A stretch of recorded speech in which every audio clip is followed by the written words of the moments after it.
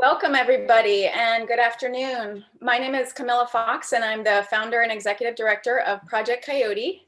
And we're excited to offer yet another webinar in our series with the Rewilding Institute. We've offered 4 to date, and we're super excited about our guest today. The focus of these webinars is really about compassionate conservation, rewilding, and coexistence. And as always, these webinars are recorded. We'll be sending out a follow-up email tomorrow with a link. And Michelle will end after 45 minutes or so and have about 15 minutes for questions. And then any unanswered questions, Michelle has kindly offered to address, and we will have those in the follow-up. So I will also introduce John, who's my co-host. John is with the Rewilding Institute. And John, do you want to say a few words? Sure. Thank you very much, Camilla. It's an honor to do these webinars with Project Coyote.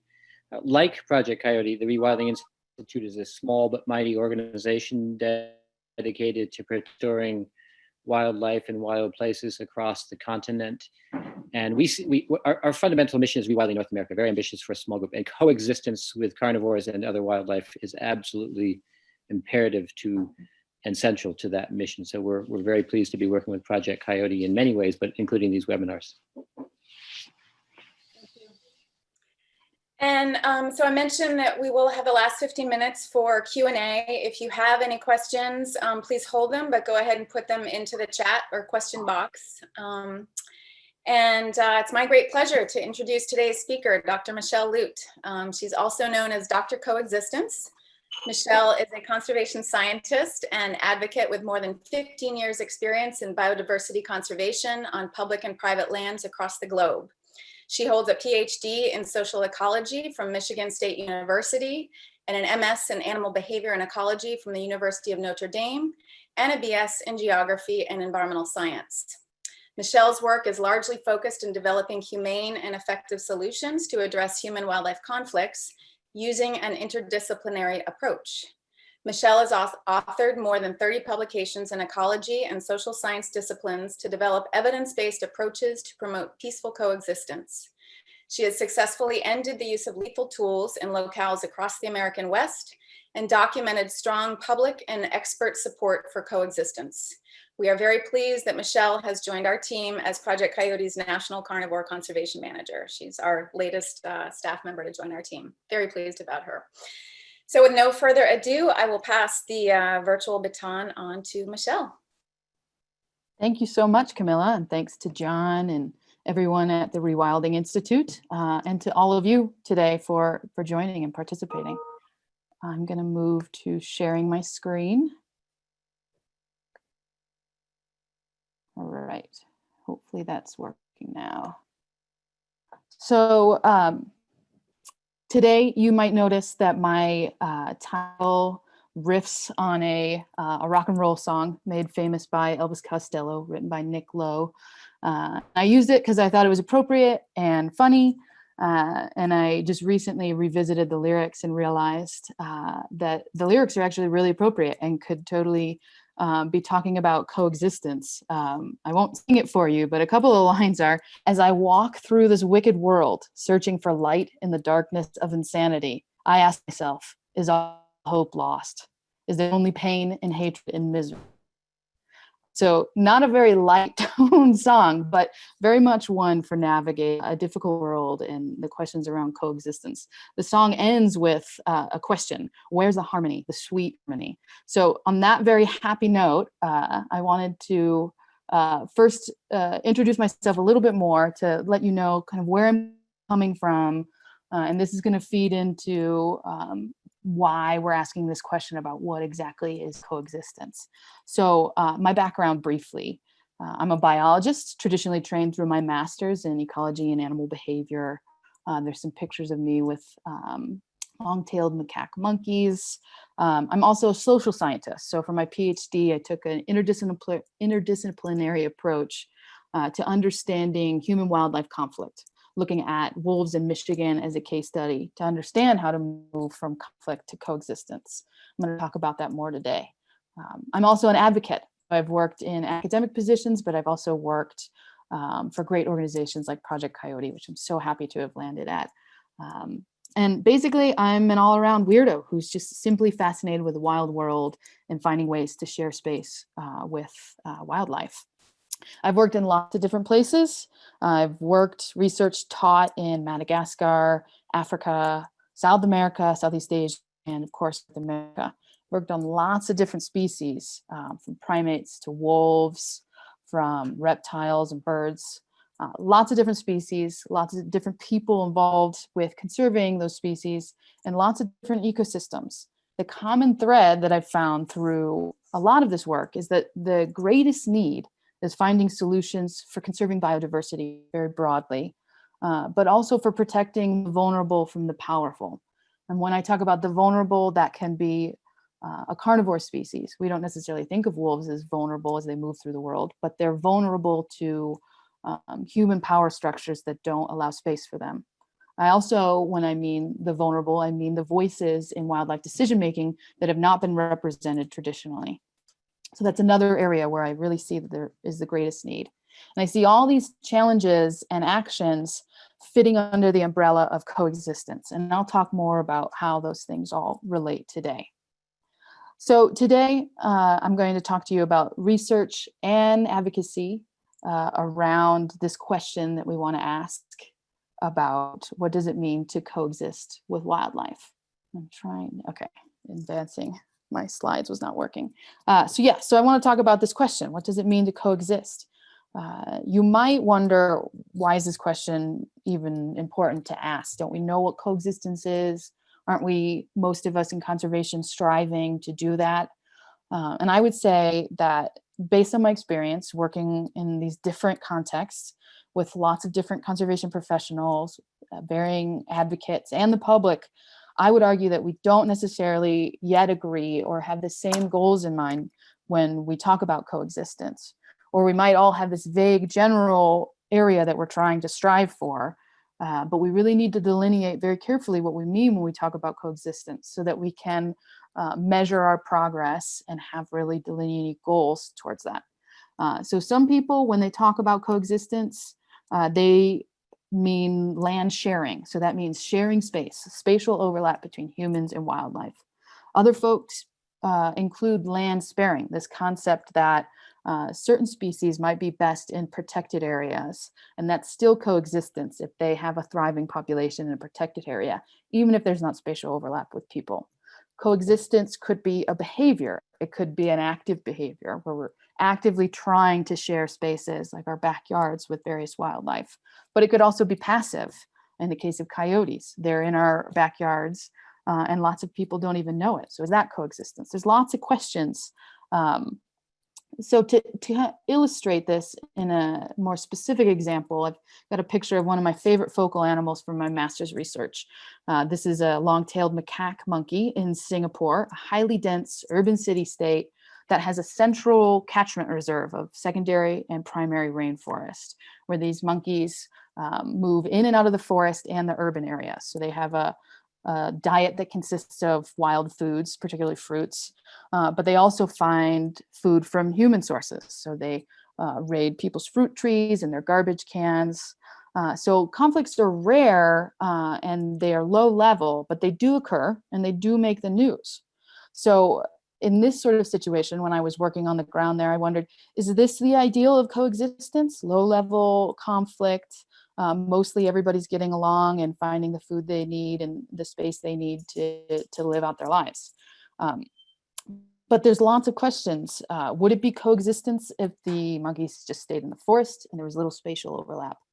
What if the monkeys that I was following only left the forest at night when people didn't see them?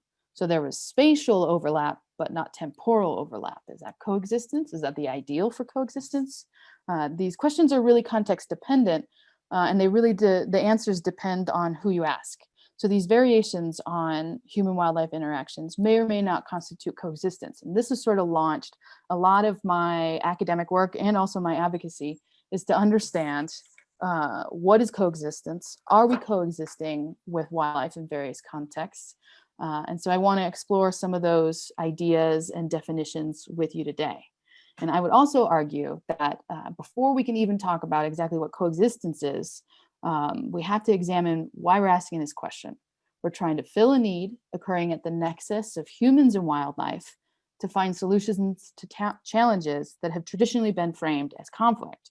So actually, the first question we have to ask is what is conflict? Now, when we talk about human-wildlife conflict, I think a lot of people think of this kind of scenario, where it's animals on the ground doing something that's inconvenient to humans and potentially leading to negative reactions from humans.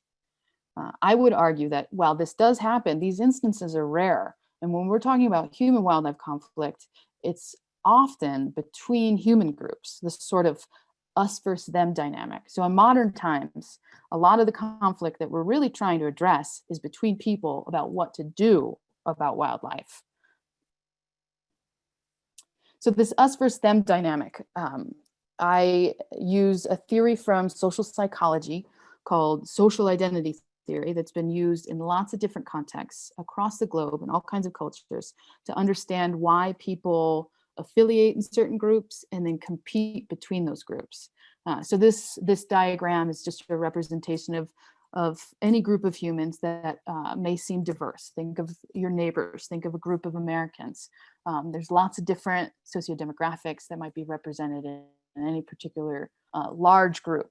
But really what we can understand is that in any group, we've got identity groups that people affiliate with.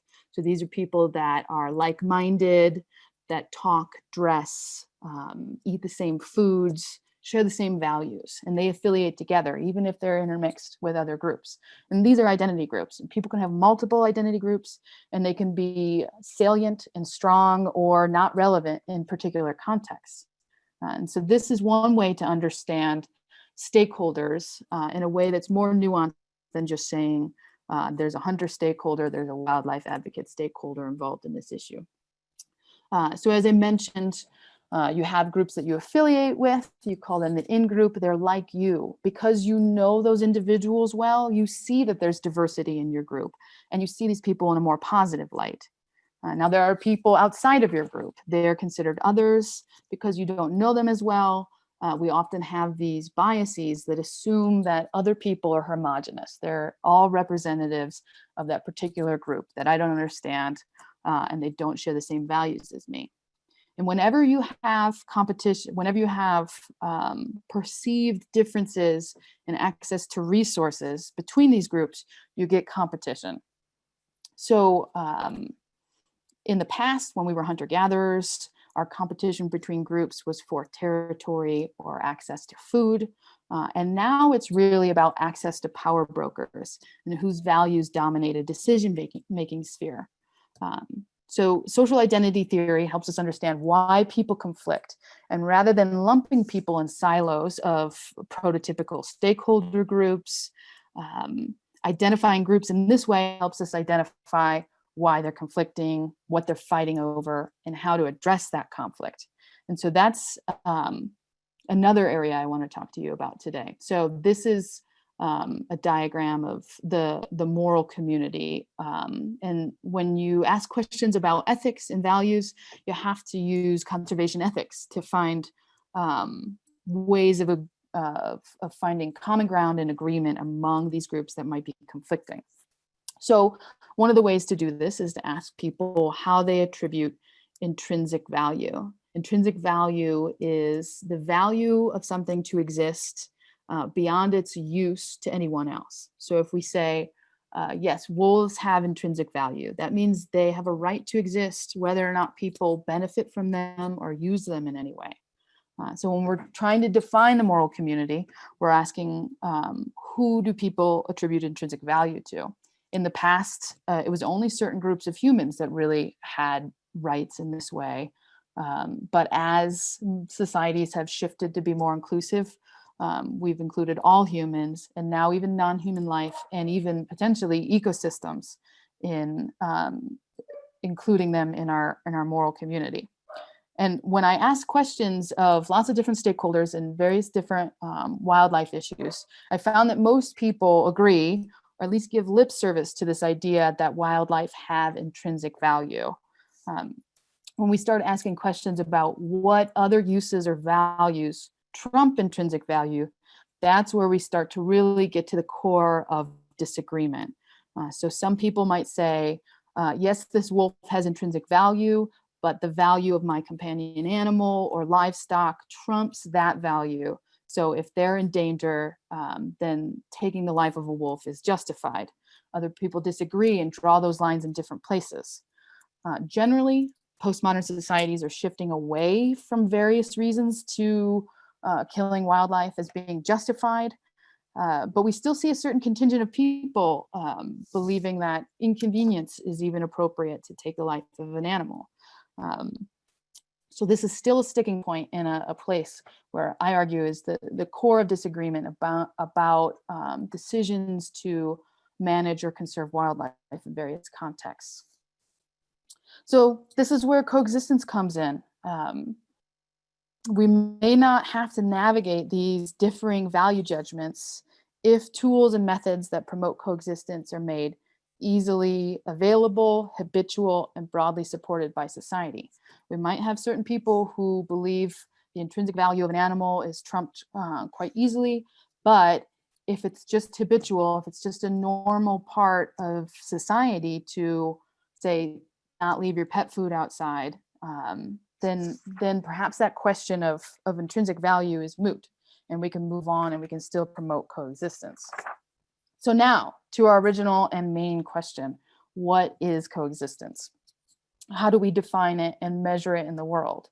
And lots of folks have tried to start to delineate. I guess I shouldn't say lots of folks. It's a new and nascent discipline that people are trying to tackle in the last decade. So one definition that I like to include is from my very own Camilla Fox and other Project Coyote affiliates, Dave Parsons, Paul Paquette, and Michael Soleil. And they define coexistence as a mutually beneficial living arrangement that meets vital needs of humans and large carnivores. And I think this is a simple, really eloquent way to be thinking about coexistence, that the vital needs of everybody involved in the system, humans and large carnivores in this context, is important, and it has to be mutually beneficial to move forward and be self-sustaining. Some of my colleagues, academics, have taken their own approach to defining coexistence. And this is from Neil Carter and John Linnell. And they define coexistence as a dynamic but sustainable state in which humans and wildlife co-adapt to living in shared spaces. So there's a lot of elements here to unpack. It's dynamic, it's changing, but it's sustainable in the long run. It includes humans and wildlife co-adapting to each other. So that's its sort of two-way arrow in which humans adapt to wildlife and wildlife adapt to the presence and behaviors of humans. And this is all occurring in a shared landscape, suggesting spatial overlap. Like all good academics, their definition is kind of long-winded, and it continues, where human interactions with wildlife are governed by effective institutions that ensure long-term wildlife population persistence, social legitimacy, and tolerable levels of risk. So these authors are arguing that you have to have all of these elements to call it coexistence, to really be moving in the right direction, at least towards coexistence. Another one of the elements that I think is important to note is this notion of tolerable levels of risk. And I'm going to talk about some case studies and how they might address these various elements. But this is a really tough one in terms of defining what is a tolerable level of risk. This varies a lot based on who you ask. But if we're moving towards acceptance of some conflict, because likely we'll never reduce conflict to zero, if we're moving in that direction towards tolerance of some level of risk or conflict, then we can say that coexistence is probably likely. So there's lots more academic work that needs to be done to understand what coexistence means. For instance, some people might argue against the focus on population persistence in this definition. Some people might argue that ecosystem function and health and the ecological niche that a wildlife species contributes is really important part of coexistence. So lots more work to be done on understanding, if land sharing is really the focus of coexistence, if any lethal control is happening, does that constitute coexistence? Depending on who you ask, there are differing answers. So to start that inquiry, I asked a population of a sample of conservation professionals across the globe. We had about 20 countries represented. A lot of folks were answering from North America and Europe, but we had about a sample size of 700 professionals that answered questions in a survey a couple years ago. And we asked them, what does coexistence mean to you? What elements are necessary, and what are the solutions to conflict? And we see that there's some areas of agreement. In particular, when we asked, can humans and carnivores share space? And we saw that the vast majority, 86% of conservation professionals said, yes, humans and large carnivores can share space. And that is an important element of coexistence. We asked a number of other questions about coexistence. So let me break down what this graph means. So moving from 1 to 5, we're seeing increasing average agreement. And the size of the green bubbles indicates the level of consensus. So you can have any sort of average, but within those averages, well, averages don't tell you the wide range of responses you might be getting. So the smaller bubbles mean there's lots of consensus. We were getting all the same answer. And the bigger bubbles mean that there was a wide distribution, that bell curve was really wide. And there was less consensus and more disagreement about this answer. So what we see high consensus and high agreement about coexistence is a number of the elements included in the definition. So human adaptation to carnivores is really important for coexistence. Acceptance of some of that risk, a tolerable level of risk, also really high in agreement and consensus, as was enforcement and rule, monitoring the rule of law and locals' acceptance of management authority.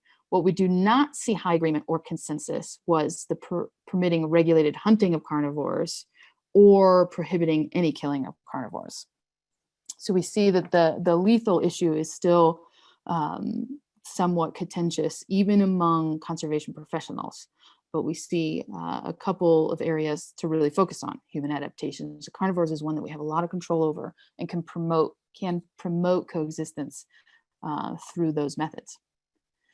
We also asked about strategies for reducing conflict. Again, under this umbrella of what is coexistence and how do we move towards it, we see a plurality of responses. So lots of different potential strategies were seen as relatively effective. These include preventative measures like avoiding situations that put people at risk in the first place, adopting husbandry practices that prevent depredation, the restoration of wild prey populations, also really important to addressing conflict so that large carnivores have their prey base and are not looking elsewhere for food. Following those top elements or strategies are a number of other mostly decision-making and process-oriented sort of solutions. And again, I want to point out the lowest mean effectiveness was for legal hunting of large carnivores. So again, although there's some disagreement in the conservation professional community about this, it was generally was indicated as having less effectiveness compared to these other strategies. So that helps us answer a little bit about, at least when we're talking to conservation professionals, what they're thinking about in terms of coexistence. So one more graph to throw at you. This question was about what are the ultimate goals of conservation? And we see high agreement and high consensus that reducing negative impacts of humans on carnivores. And if you move down from reducing negative impacts of carnivores on people are both really important for conservation, as is this notion of intrinsic value and promoting it for carnivores. Again, another area of contention, but low mean agreement was promoting sustainable use, such as hunting of carnivores by humans. So this helps us understand, at least when we're talking to conservation professionals, be that wildlife managers and government institutions, or other researchers at universities, or people working on the ground in lots of different ways to promote coexistence. This is when they're talking, this might be what they mean. So to kind of root this now, this broad questions about coexisting with lots of wildlife into some specific case studies, I conducted a case study analysis to understand how we might or may not be coexisting with certain large carnivores in North America broadly. So I asked a number of questions about these key elements, including tolerable levels of risk. Are we reaching them with these various cases? About co-adaptation. Are humans adapting to this wildlife species? Are these wildlife co-adapting to humans? Then are we sharing space with these various species? So I asked each one of these questions in these three case studies of grizzly bears in the Northern Rockies, coyotes across North America, and then Mexican gray wolves in the Southwest. So land sharing with lobos or Mexican gray wolves, are we doing it? I think we have to look at a map to see how limited this is. So this is North America. We can zoom in on the territory and the historic range of Mexican gray wolves. So the historic range is roughly estimated in that blue oval, and wolves' current range, lobos' current range in the primary and secondary recovery zones is quite small. And so the experimental population area is that bigger green area. Wolves are not present in most of the green area, but they could potentially be recovered in those areas. So even if you're considering the green area, that's still a fraction, that's a very small percentage of their historic range. And where wolves currently exist is really not where too many people are, and they were placed there purposefully. So this is somewhat an agency-induced lack of spatial overlap, if you will, where wolves and humans are not sharing that much space. To a certain extent they are. There's obviously people in this area. This is the Gila National Wilderness in the Blue Range mountain recovery area in Arizona, and there are some people and there are a good amount of cows in this area, but in terms of spatial overlap, it's really quite limited between lobos and humans currently. So the next question is co-adaptation occurring in this context? I would say it's variable and it's sometimes negative.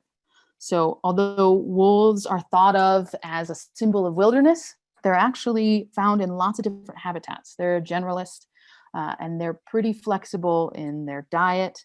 In the Great Lakes, they're eating a lot of beavers, or places where beavers are available. We think of them taking down large elk or moose, but really that's a particular strategy for some packs in some places. And when that prey availability isn't there, they can be pretty adaptable. Sometimes they adapt by including cows or sheep in their diet. This is again rare, but it happens. So the adaptation that we see is not always adaptive in terms of it being the best thing for wolves. And so sometimes it's negative, this adaptation that wolves have to humans. Again, it's very little conflict, but when it happens, humans react sometimes very negatively. So the extent to which humans are adapting to wolves is also in question. We've got lots of tools, and I'll talk about some of those later, but we've got lots of tools to prevent depredation that would promote coexistence by most people's definition. And they're used in certain contexts, but not nearly as widely as they should be. So again, there's some variable co-adaptation occurring, but lots more work to do on that front to be promoting coexistence with lobos. To the last question, are we seeing tolerable levels of risk? This is a real challenging sticking point for, particularly for wolf management anywhere. Wolves are such a controversial species. We see a lot of support among many identity groups for lobos and gray wolves more broadly. But we see certain identity groups really not happy with the level of risk that they're incurring. And that's particularly among the agricultural community. So I would say tolerable levels of risk are occurring for most identity groups, for most constituents involved in wolf management, but are strongly not yet occurring in agricultural community.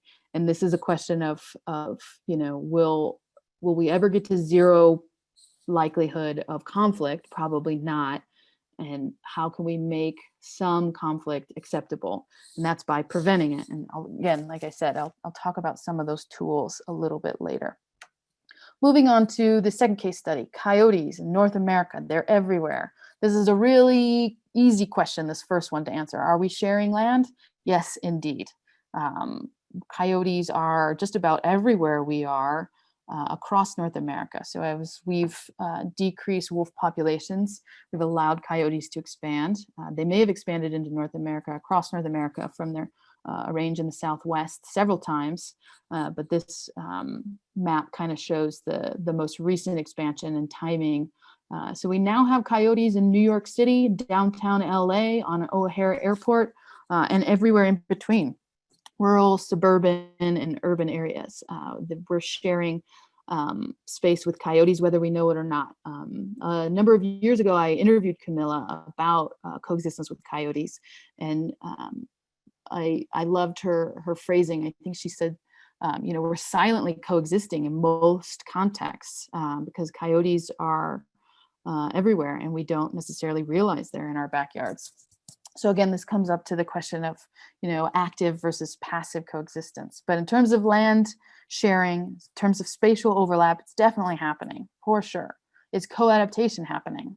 Well, I would say it is, for sure. But it's a little bit more coming from coyotes than it is from humans. Coyotes are great. They're very adaptable. They can be solitary and focus on eating rodents that also love to live near humans. And they can be in packs that are taking down larger prey. So again, very highly plastic, adaptable species that has learned to live with humans. And been able to benefit from living near humans by, as I mentioned, focusing on rodent prey. But humans adapting to coyotes, again, we've got lots of places where their conflict just isn't an issue.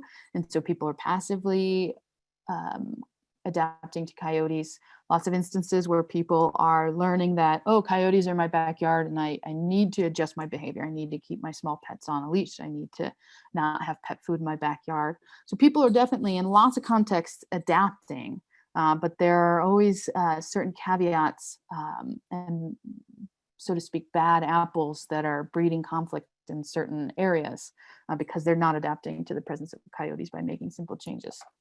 So yes, it's happening a lot, co-adaptation, but still room for improvement there.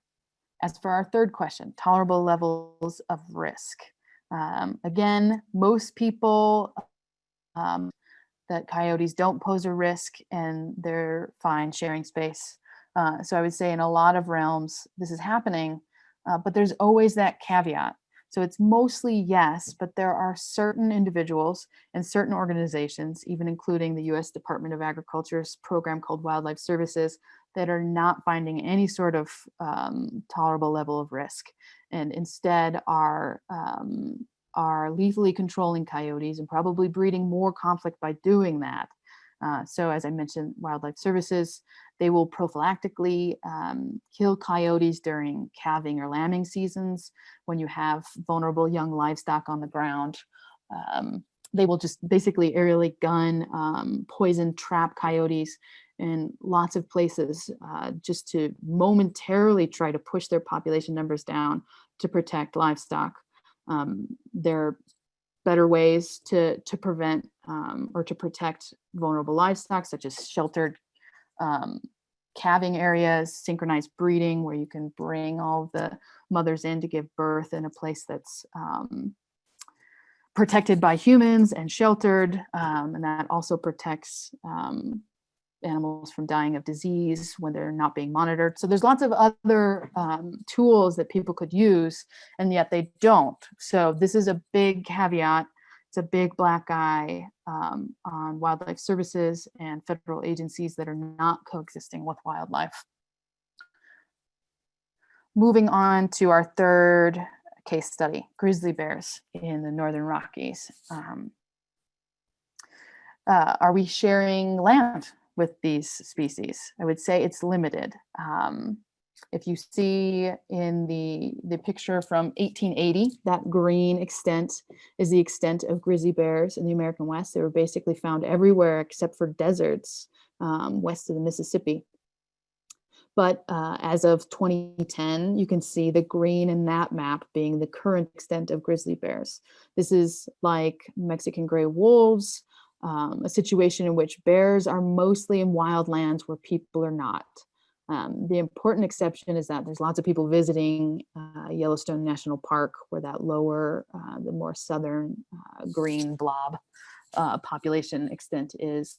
And there's a growing corridor along Livingston and Bozeman where there's lots of people moving to that area. Amenity migrants is what they call them, moving to a beautiful area with lots of wild places. But those wild places are threatened if that growing urban population is not managed.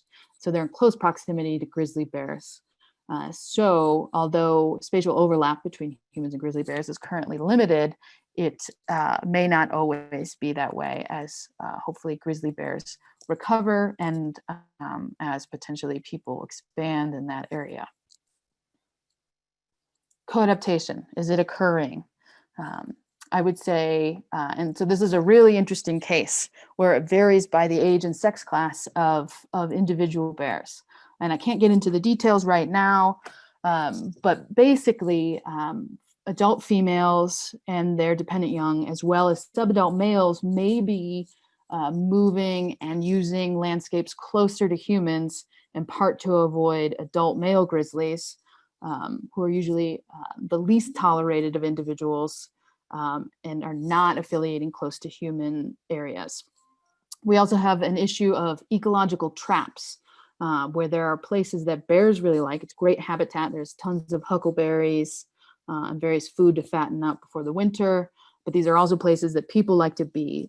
They like to recreate. So the issue of ecological traps, where it's really good habitat for bears for a while, but leads to conflicts that then get bears killed by humans, is a really interesting case of trying to figure out how coadaptation could be occurring in ways that promote coexistence better. Tolerable levels of risk, I would say, are quite achievable for various reasons. Again, I can't get into right now.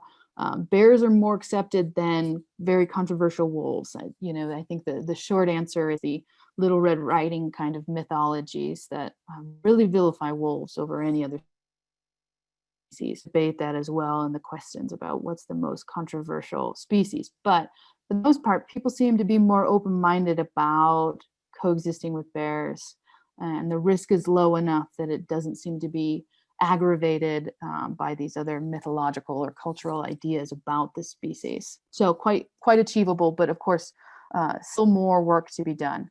I always like to end talking about these various case studies with a great quote from one of the key informants that I do during this this case study analysis. And this key informant said, "It doesn't take many bad apples to spoil the batch. Some intolerant folks breed conflicts, given how widely bears range and how indelible food experiences are." So he's talking particularly about bears and how important they stick to an area that has good food, and how one person, if your neighbor isn't doing what he should do to keep food out of his yard and attract bears, he could be breeding conflict that then affects a greater area, because these large carnivores travel vast distances and have large territories. So they really require a lot of space. If you've got one person breeding conflict, that's affecting a lot of neighbors, and that's affecting potentially a lot of bears. And I think this applies not just to bears, but lots of large carnivores, lots of wildlife. It's really hard, even if we have a lot of folks open and willing to coexist with wildlife. We get a couple people that really don't want to change behavior. It's really difficult to move the needle for coexistence. And so that's one of the areas of future work to promote coexistence. So how can we move from conflict to coexistence in this hot, hungry world that we call the Anthropocene, where human-dominated landscapes are the norm? How do we use tools on the ground and make decisions to promote coexistence? I love thinking about on the ground coexistence tools in terms of the old and the new. And we have lots of basically ancient tools with modern updates that are um, are promoting coexistence in really powerful ways. So you see this guy on a horse in this picture. This is basically a modern shepherd. It's a range rider. Sometimes they ride ATVs, sometimes they're on horseback, but they can cover a lot of ground. And just the presence of humans in near livestock is often all you need to protect livestock from any potential conflict. So this is a really powerful tool. We've been doing it for hundreds of years, for a really long time, and it's still powerful today. And of course, we have modern tools like GPS and cell phones to be able to track livestock, to track where you're at on the landscape and cover a lot of ground, and sometimes even know where large carnivores are. Fences and fladry are another useful tool. Here's another picture of range riders in a really big landscape. And fladry is this red flagging that you see in this picture. This is another ancient tool with a sordid past. It was used in Scandinavia actually to hunt wolves. So they strung fladry along a funnel basically and funneled wolves into this area, into a smaller area to then kill them. Now we're using it for a much better purpose, to keep wolves out of an area where there are livestock. They use it for coyotes and other canids, but it works best for wolves. For some reason, they mistrust these red flags and they don't want to walk under them. And so you can easily, very quickly throw this up and protect livestock in an area, especially during a calving or a lambing season when you've really got vulnerable individuals that you need to protect. Of course, canids are very smart. They're eventually going to figure out that this flagging is nothing to worry about. So this is a context-dependent sort of tool that's useful to use in the short term and not necessarily the long term. There's lots of other different kinds of fencing options, solar-powered fences that are lightweight, can move around for rotational grazing practices. Electrified fences are better for keeping out bears.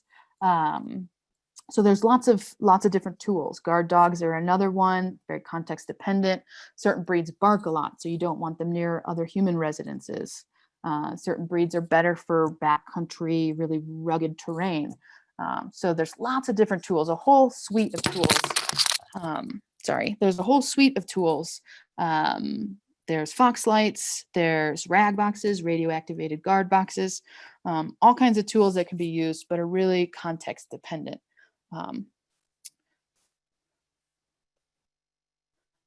Other tool that I think is really important and perhaps applicable to more of us that aren't farmers or ranchers is the tool of democracy, which is one that has not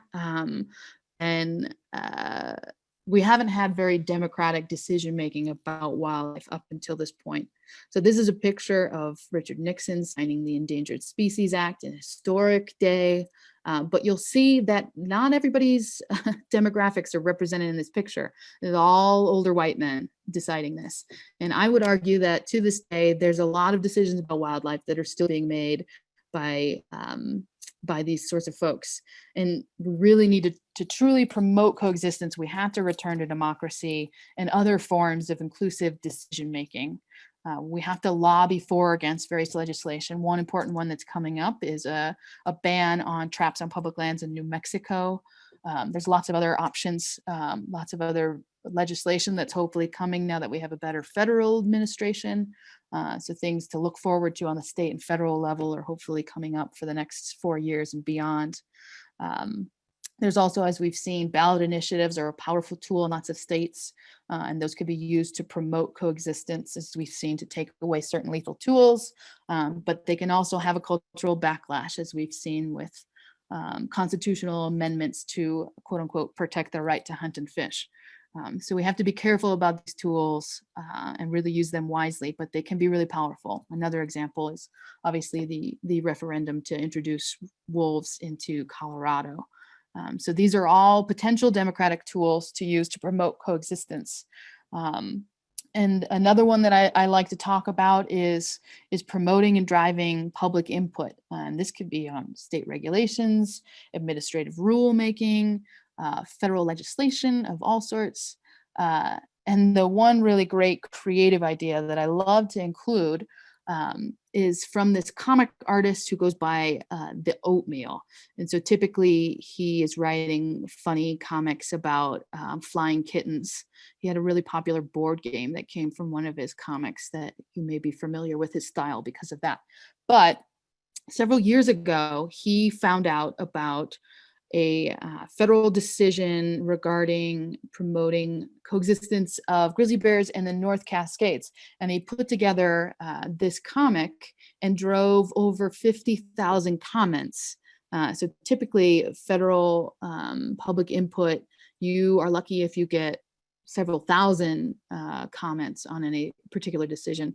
And he, within a matter of days, got 50,000 comments or more on a decision to promote conservation of grizzly bears in the Northern Cascades. So I just like to include this whenever I'm talking to fellow wildlife advocates, is let's think outside the box. Let's be creative about promoting democracy and speaking beyond our choir and getting lots of people involved.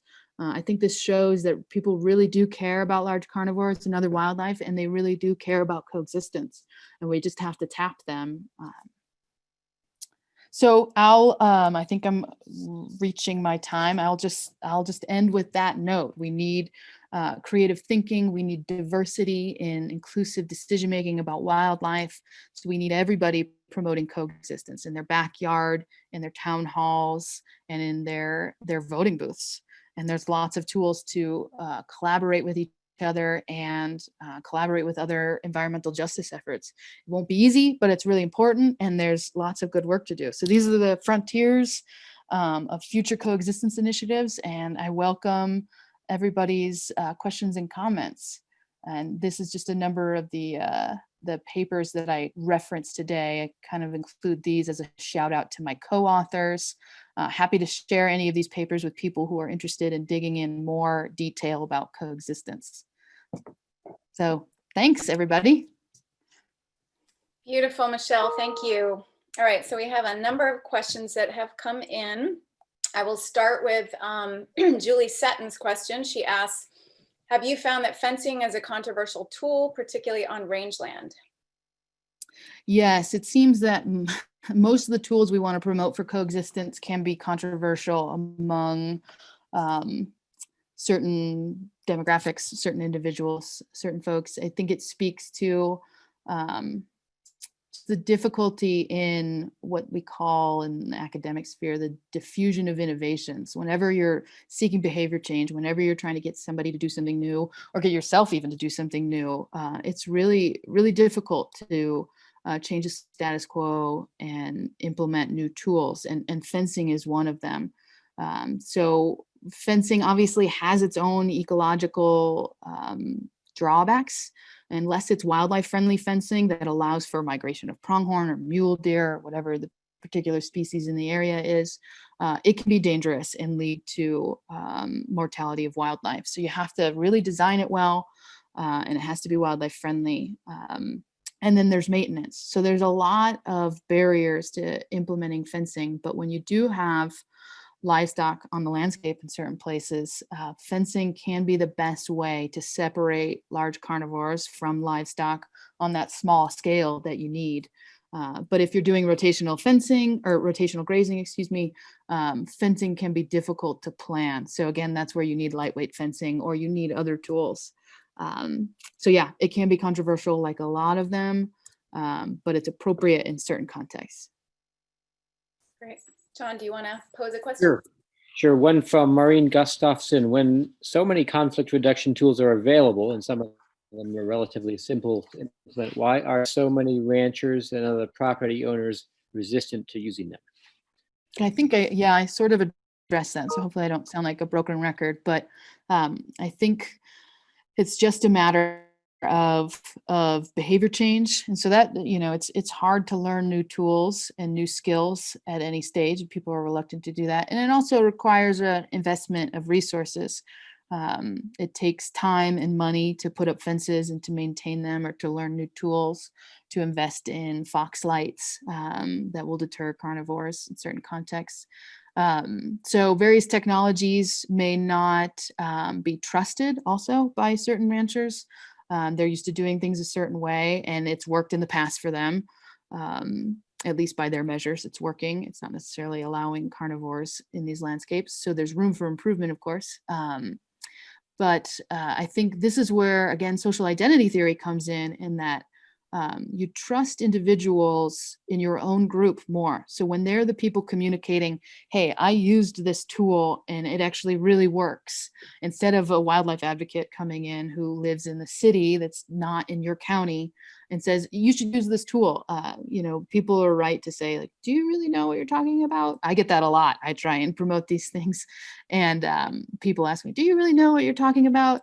But when I say, actually, I'm the daughter of a third generation farmer and I've talked to lots of other ranchers in this area and they find it useful, then you can get more buy-in and you can engage in these real, honest, candid conversations where people are not thinking of you as a representative of your group. So people aren't looking at me as just a wildlife advocate coming in from big city Santa Fe and telling them what to do in the Gila. When I can affiliate and talk to them in the ways that we have some common ground or shared values, then I'm a more trusted source of information. So I think one of the challenges is to find innovative, open-minded ranchers that are willing to be the right spokespeople for these new tools, that are willing to say, you know what, I'm gonna stick my neck out, I'm gonna put my money where my mouth is, and I'm gonna invest in this new tool. And it's going to take some money and it's going to take a lot of my time to learn how to implement it or maintain it. When we can find those people and promote their good stories, then we're going to see a lot more change on the ground, a lot more people willing to try out these new tools. But until then, it's slow going to reach these communities, just because of the biases that all humans have to affiliate with people that they know and that they trust. Right. Couple of people asked, what about coexistence with the cougar or mountain lion? That's a great one. So I had considered including that one as one of the case studies in my analysis, but there's so much to unpack with each of these species that it ended up just getting too long. So I can't speak to it as in depth as the other species that I've worked with more. But I would say, there's some elements from each of the cases that would apply to cougars. So cougars have never been protected on the endangered species list. That means that their populations are maybe doing well in certain places. We don't often monitor populations, so it's really hard to say exactly, but we've got persistent populations of cougars in places, and they're less controversial. That's really the key, seems to be when you get a species is put on the Endangered Species Act, they tend to be more controversial among certain identity groups, particularly because they represent the federal government telling people what to do on their private or public lands that they have access to. So it becomes more controversial. So I think in some ways, because cougars haven't been on the ESA, they're less controversial and there's more achievable goals around finding tolerable levels of risk for promoting adaptation to carnivores. They depredate sometimes on livestock, but they're really not, like any wild carnivore, we really don't see high numbers of cougars depredating on livestock. So I think generally, to the extent that I can speak to the species, I would say that coexistence is quite achievable. And there's lots of great individuals and organizations working on mountain lion conservation, particularly Mountain Lion Foundation. Project Coyote also works on mountain lion conservation. So there's definitely room for improvement, but I find that to be, and maybe I'm biased because I just think of how controversial wolves are, but I find that to be really promising in promoting coexistence in the future. I'll mention too that we're hoping in a future webinar to have a cougar expert on, Dr. Rick Hopkins, who serves on our science advisory board. He is not only works with us, but also the Cougar Fund. So he or another mountain lion expert will be joining us in a future webinar. Over to you, John. Sure. Deborah asks about influencing the Interior Department of the upcoming President Biden. I'll just say quickly that if you go to rewilding.org, you'll see the Healing Nature's Wounds campaign that Rewilding and Project Coyote are helping spearhead. So that will answer some of your questions on that. And then a challenging question from Kelly, wondering if coexistence is really possible under our current structure of state wildlife agencies and their perceived or real commitment to hunters and trappers and so-called sustainable use of carnivores? That's a great question. And it is a challenging one. I think it speaks to the notion that I referenced earlier about the bad apples that are driving conflict, that aren't promoting coexistence and getting in the way of the rest of us and our coexistence goals. And I would say that state agencies are, by and large, getting in the way of promoting coexistence for sure, with their focus on only consumptive use of wildlife. I will also say that there are lots of good folks that are not necessarily at the leadership level of state agencies, but that do want to promote coexistence. So this is another realm where democratic, inclusive decision-making processes that create good policies that then allow those well-meaning state agency staff to put more money or time into conserving non-game species, for instance. If we had those policies in place, we could really promote coexistence really strongly. So state agency reform is super important. It's something that Project Coyote has been working on and is continuing to work more on, because we see that as really foundational. If we can change that, we can change the game and promote conservation and coexistence across North America. So it'll be really important. But I will say that also having strong policies that promote non-game conservation, that diversify funding from state agencies, will allow those well-meaning people that aren't at leadership positions, and this is state or federal, there's lots of well-meaning biologists that are trying to do good work. So if we protect the Migratory Bird Treaty Act, if we protect the Endangered Species Act, we allow those state agencies to implement good work. So there's definitely some role for collaboration, and a lot of room for reform to improve how states manage wildlife. So that's a great question, and that's the root, that's the crux, really. I think in the next decade is working on changing that. Excellent. Don Littmanson asks, would you agree that part of the struggle for coexistence is the pride many ranchers take in using old school ways of dealing with predators, i.e. just kill them? Yeah, I would say Don is hitting the nail on the head there. Coming from an agricultural background, coming from, generations of farmers, I can kind of understand sort of that pride that we've been stewarding this land for a long time. And past generations of my own family were draining wetlands and throwing down clay tiles to grow corn and soybeans. And that's a part of the legacy that I'm not very proud of, but I am proud of the ways in which my family have been stewards of the land in a good way. So it's a challenge to say that your grandfather did something that we don't value anymore. In the case of, killing wolves, a lot of people say, past generations did that for a reason. Are you saying that my grandfather was wrong? And that's a really hard conversation to have. And that's one that I've really had to grapple with. And I don't know how to approach it. But there is this pride that we have to understand, because that's a human emotion. But we have to be willing to move on. So I have to be willing to move on from my family's legacy. And do so in a way that feels good and promote the good things and say, hey, some of it wasn't great. We know better now. And I'm working to reverse those things that weren't so good. And I think if we can have those honest conversations, we can move past that. But that it's a really tough one. And it's hard to have those conversations. You have to have interpersonal relations where these ranchers and you can talk to them in a way that feels safe to move past that. And that's the role of overcoming social identity conflict and just relating to people as humans, getting past your stakeholder groups or whatever you're representing, and say, what, we're going to meet as humans and we're going to have a conversation, and we're going to be open-minded to change, all of us. So I'm not just asking you to do it, I'm going to do it too. And I think that's a start. It's still really hard. A couple points followed by a question. Kim points out wildlife crossings, underpasses, and overpasses are another way to promote coexistence with wildlife, and they've been proven helpful with coyotes, wolves, bears, deer, and many other critters. Strong need for those across North America. I'd quickly mention on the side, there's a National Wildlife Conservation Corridors bill in Congress that I urge all of you to look into and support. Wildlands Network has a lot of information on that. And then another comment and a question from Jackie. Beef is probably the most resource expensive protein humans eat, and yet its use is spreading worldwide, and it really is not even very healthy. Do you think there is any hope of humans adapting their diet? Yes, actually, I think there's a lot of hope. We're seeing in the news Beyond Meat and Impossible Burgers gaining some attention. Just in the last week or two, I saw in the news that Singapore has approved selling lab-grown meat at various restaurants in Singapore now.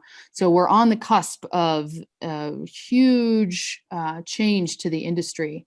I've read stats like by 2040, it will be, even with subsidies continuing as they have to lessen the costs that ranchers have growing beef. Even with those subsidies, it still will not make sense economically to raise meat on the hoof outside, and that these lab-grown meats, once they overcome the initial sort of like, ick, gross, what is that? Once they overcome that fear factor, people will by and large adopt a new method for eating meat. So in the case of lab-grown meats, it's a small change. It's not even necessarily giving up meat. It's just changing the source of that meat that may help innovate this industry. And then, of course, vegetarian, flexitarian, vegan diets are also growing. It's still a small percentage. It needs to be more to address climate change, to address animal welfare, to address wildlife conservation.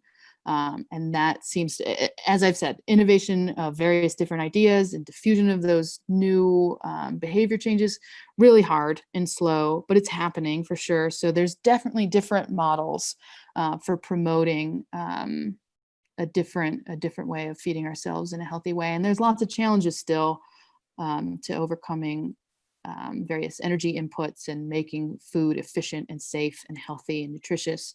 But lots of people working on it, really exciting frontier. I'm super hopeful that that's gonna help, because I think taking away the conflict with large carnivores and cows, the beef industry basically will address so much of our challenges to compassionate coexistence. Excellent. I know we're bumping up against the hour. Carly Padilla posed a question asking about Project Coyote and if we provide presentations around coexisting with coyotes, presentations like this. Yes, we do. And I do see that you provided your email address, so we will respond to you, and happy to help in any way that we can. So I just want to thank Michelle and thank John and Jack and Kaylee, who are behind the scenes helping to make all this happen. Thank you all for joining, and we probably won't reconvene until the new year, but I wish you all a safe and peaceful and healthy holiday. So best to you all. Thanks for joining. We're loving seeing our numbers rise, and we will be sending a follow-up the link that you can share and help us get it out far and wide, because that's part of what we're really trying to do, is get these messages out to the world. So any help with that, we would greatly appreciate. So thank you all. Thanks. Bye. Thanks, Michelle. You did great. Thank you. Yeah. Thanks. Bye.